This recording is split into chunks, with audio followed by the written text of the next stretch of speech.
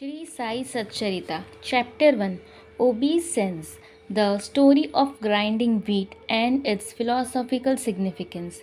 According to the ancient and revered custom, Hemad Pant begins the work, Shri Sai Satcharitra, with various salutations.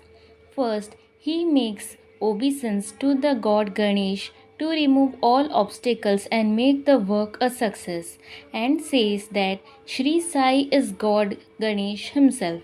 Then to goddess Saraswati to inspire him to write the work, and says that Shri Sai is one with this goddess and that he is himself singing his own life. Then to the gods Brahma, Vishnu, and Shankar, the creating, preserving, and destroying deities, respectively, and says that Sainath is one with them, and he, the great teacher, will carry us across the river of worldly existence. Then to his tutelary deity Narayan Adinath, who manifested himself in Konkan, the land reclaimed by Parshuram, Ram in the Hindi version from the sea, and to the Adi, original Purush of the family.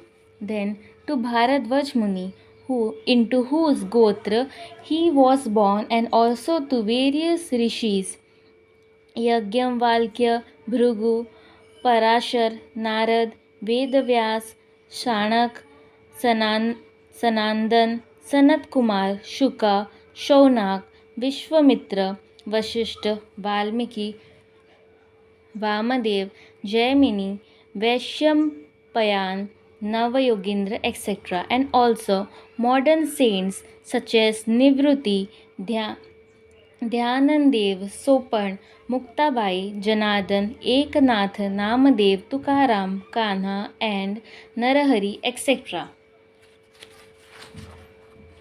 Then to his grandfather Sadasiv, Father Raghunath, his mother who left him in his infancy, to his paternal aunt who brought him up, and to his loving elder brother. Then to the readers, and praised them to give their whole and undivided attention to his work.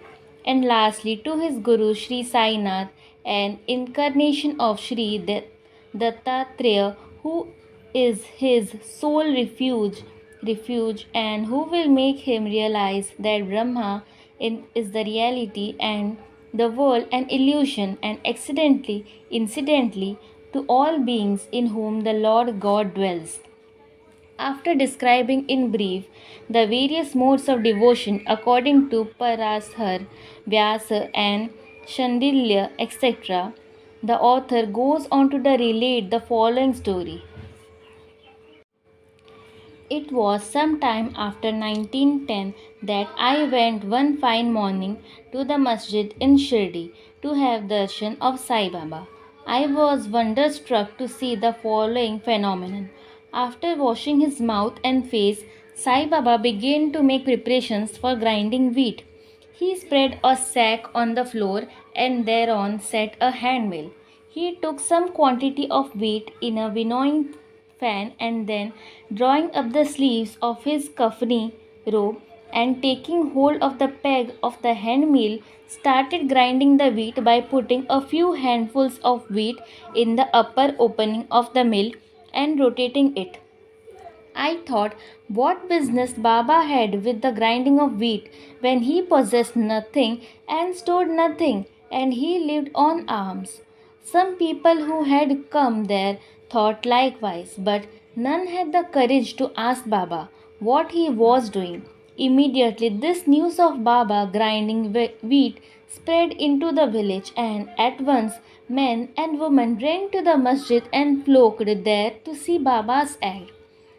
Four bold women from the crowd forced their way up, and pushing Baba aside, forcibly took the peg or handle into their hands, and singing Baba's Leela started grinding. At first Baba was angered, but on seeing the woman's love and devotion, he was much pleased and began to smile.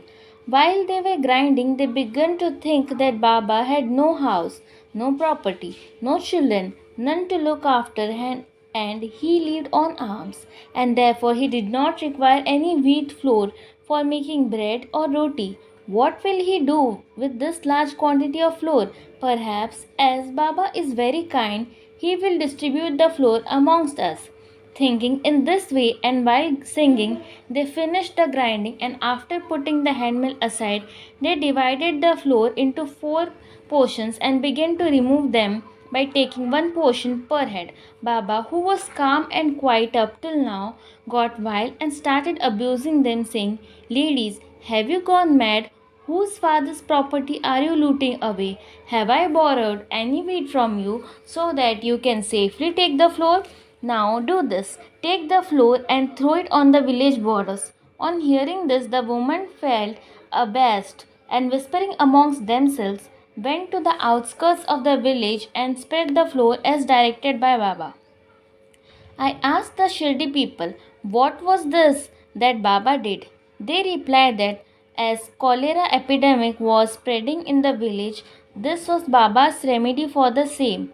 It was not wheat that was ground, but cholera itself was ground to pieces and pushed out of the village.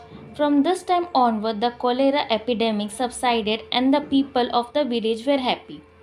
I was much pleased to know all this, but at the same time, my curiosity was also aroused. I began to ask myself what earthly connection was there between wheat flour and cholera. What was the causal relation between the two, and how to reconcile them? The incident seems to be inexplicable. I should write something on this and sing to my heart's content Baba's sweet Leelas. Thinking in this way about this Leela, my heart was filled with joy and I was thus inspired to write Baba's life, the Sai Satcharitra. And as we know, with Baba's grace and blessings, this work was successfully accomplished. Philosophical significance of grinding. Apart from the meaning which the people of Shirdi put on this incident of grinding wheat, there is, we think, a philosophical significance too. Baba lived in Shirdi for about 60 years, and during this long period, he did the business of grinding almost every day. Not, however, wheat alone, but the sins, the mental and physical afflictions, and the miseries of his innumerable devotees. The two stones of his mill consisted of karma and bhakti, the former being the lower one and the latter the upper one. The handle with which Baba worked the mill consisted of dhyan. It was the firm conviction of Baba that knowledge or self realization is not possible unless there is the prior act of grinding of all our impulses, desires, sins, and any and of the three gunas with sattva, rajas, and tamas, and the ahankar, which is so subtle and therefore so difficult to get rid of.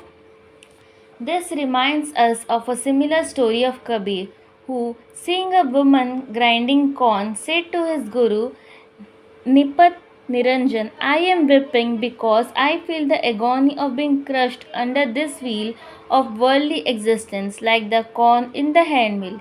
Nipat Niranjan replied, "Do not be afraid. Hold fast to the handle of knowledge of this meal, as I do, and do not wander far away from the same, but turn inward to the center, and you are sure to be saved." Woe to Sri Sai, peace be to all. Shri Sai